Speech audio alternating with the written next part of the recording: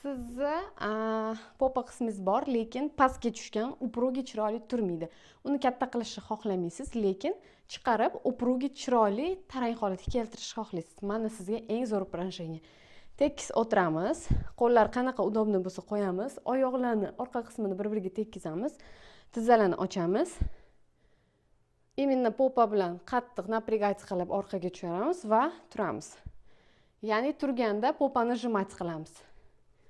Mana shu holatda. Xohlasangiz qo'lingizga gantel ushlab olsangiz ham yoki tяжесть ushlab olsangiz ham sizga faqat va faqat foyda bo'ladi. Kuniga 4 подходdan 15 dan 4 подход qilishingiz kerak bo'ladi yoki 3 minut va 5 minut.